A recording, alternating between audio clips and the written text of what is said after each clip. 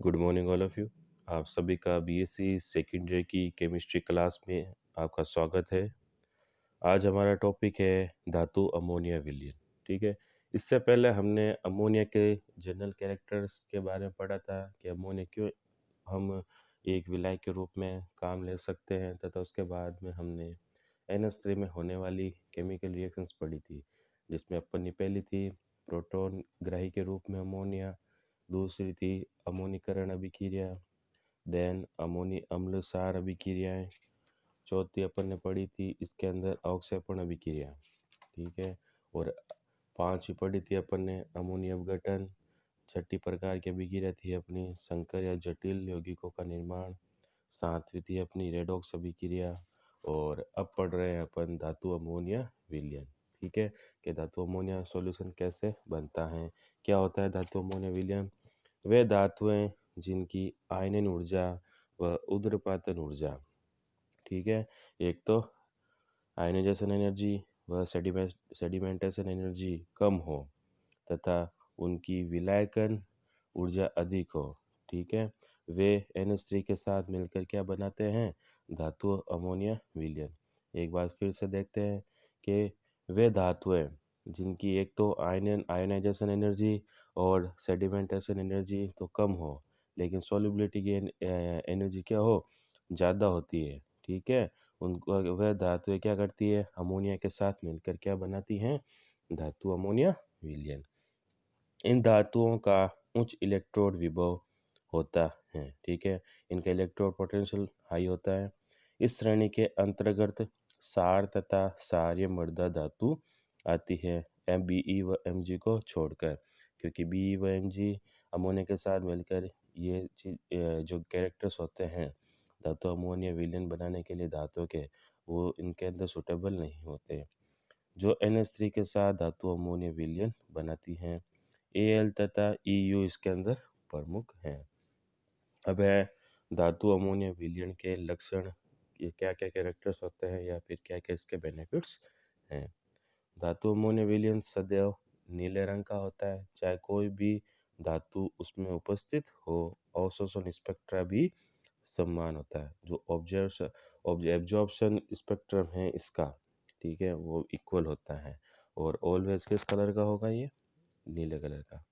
इस विलयन की सांद्रता बढ़ने पर, मतलब 1 मोलर से ज़्यादा होता है, तो इनका रंग कांसा जैसा, ठीक है, लाल सिंदूर जैसा कांसा होता है, जिस तरह वैसा दिखाई देता है, लेकिन इसकी विद्युत चालकता समान रहती है। अगर इसकी कंसंट्रेशन ज़्यादा हो तो इसका कलर चेंज हो जाता है, नीले से कांसा जैसा हो जाता है। और लेकिन इनकी जो इलेक्ट्रोनेगेटिविटी होती है वो इक्वल रहती है। ये विलयन अच्छे विद्युत अपघटनी चालक होते हैं। धातु अमोनिया विलयन अनुचुंबकीय प्रकृति का होता है, इम्पोर्टेंट है, ध्यान रखना। जो धातु अमोनिया विलयन है वो पैरामैग्नेटिक नेचर के होते हैं, जो कि अयुग्मित इलेक्ट्रॉन उपस्थित होने का क्या देते हैं, संकेत। ठीक है, अमोनिया में देखा था स्ट्रक्चर, जब अमोनिया के देखते हैं तो उसके अंदर अपने एक लोन पेयर प्रेजेंट होता है, इसलिए ये क्या होते हैं, पैरामैग्नेटिक नेचर के होते हैं। लेकिन जैसे जैसे सांद्रता बढ़ती है, ये विलयन प्रतिचुंबकीय होते जाते हैं, जो कि इलेक्ट्रॉन का युग्मन दर्शाते हैं। लेकिन अगर अपन इसकी कंसंट्रेशन बढ़ाएं, ठीक है, तो ये क्या होगा, जो अयुग्मित इलेक्ट्रॉन थे, लोन पेयर थे, इनका क्या होता है, युग्मन होता है, पेयरिंग हो जाती है, जिससे कि ये कैसे हो जाता है, एंटी फेरोमैग्नेटिक नेचर के प्रतिचुंबकीय हो जाते हैं। इन विलयनों की विद्युत चालकता का मापन करने पर, चाहे कोई भी धातु घुली हुई हो, एक ही प्रकार के ऋणायन पाए जाते हैं। ठीक है, मतलब विलयन के अंदर केवल और एक ही टाइप्स के नेगेटिव चार्ज होंगे। ठीक है, मतलब उनकी जो वैलेंसीज होगी सेम होगी। यदि धातु अमोनिया विलयन सार धातु से मिलकर बने हो तो उसको वाष्पित करने पर, वेपोराइज करने पर धातु पुनः मुक्त हो जाती है। अगर हम कोई धातु अमोनिया विलयन बना रहे हैं, सार धातु का धातु अमोनिया विलयन बना रहे हैं, ठीक है, और अगर उस विलयन को अपन वेपोराइज करें, तो लास्ट के अंदर वेपोराइज होने के बाद में वो जो मेटल्स अपन ने यूज ली थी धातु अमोनिया विलयन बनाने के लिए, वो वापस से अपन प्राप्त कर सकते हैं। लेकिन यदि धातु अमोनिया विलयन सारी मृदा धातु से बना हो तो उसको वाष्पित करने पर हेक्सा अमोनेट बनते हैं। ठीक है, सार धातु से तो अपन वाष्पित करके पूर्ण धातु प्राप्त कर सकते हैं, लेकिन अगर धातु अमोनियम विलयन क्षारीय मृदा धातुओं से बना हो तो उसको वाष्पित करने पर क्या बनेंगे, हेक्सा अमोनेट। ठीक है, उदाहरण के तौर पर देखते हैं SrNH3 का होल 6 के SaCaNH3 का होल 6 BaNH3 का होल 6। ये हेक्सा अमोनेट धातु जैसे लगते हैं तथा विद्युत के क्या होते हैं, सुचालक होते हैं। हालांकि धातु अमोनियम विलयन स्थायी प्रकृति के होते हैं, लेकिन लंबे समय तक पड़े रहने पर या उत्प्रेरक की प्रेजेंस के अंदर ये विघटित होकर नष्ट मौत करते हैं। जनरली अपन बात करें धातु अमोनियम विलयन की तो स्टेबल नेचर के होते हैं, लेकिन अगर लॉन्ग टाइम तक रहे और अगर कैटालाइज का अपन यूज करें तो ये डिजेनरेट हो सकते हैं, और डिजेनरेट होकर क्या करेंगे, H2 रिलीज करेंगे। जैसे एग्जांपल लेते हैं कि M+NH3 प्रेजेंट उत्प्रेरक की प्रेजेंस में क्या होगा, इसके अंदर से NH3 से एक हाइड्रोजन रिलीज होगी। ठीक है, तो क्या बनेगा, NH2N और N/2 H2 रिलीज होगी। उपरोक्त विवरण से स्पष्ट होता है कि धातु अमोनियम विलयन में अमोनिकर्त धातु आयन तथा अमोनिकर्त इलेक्ट्रॉन पाए जाते हैं। ठीक है, जैसे कि एक बात करें अपन अमोनिकर्त धातु आयन और अमोनिकर्त इलेक्ट्रॉन कैसे होते हैं। ठीक है, जैसे M+XY NH3। ठीक है, तो एक तो बनेगा अमोनिकर्त धातु आयन और दूसरा क्या बनेगा, अमोनिकर्त इलेक्ट्रॉन। मतलब उसके अंदर अमोनिया तो प्रेजेंट होगी उस कॉम्प्लेक्स के साथ में, चाहे इलेक्ट्रॉन की बात करें या फिर मेटल की बात करें। सांद्रता बढ़ने से अमोनिकर्त धातु आयन तथा इलेक्ट्रॉन युग्म में बदल जाते हैं। ठीक है, जैसे कि MnH3X प्लस इलेक्ट्रॉन NH3Y तो किस में बन जाएंगे, धातु आयन में। नीले रंग के विलयन में अमोनिकर्त गतिशील इलेक्ट्रॉन उपस्थित होने के कारण ये विलयन प्रबल अपचायक प्रकृति के होते हैं, अतः इनके अपचायक गुणों को निम्न प्रकार प्रकट कर सकते हैं।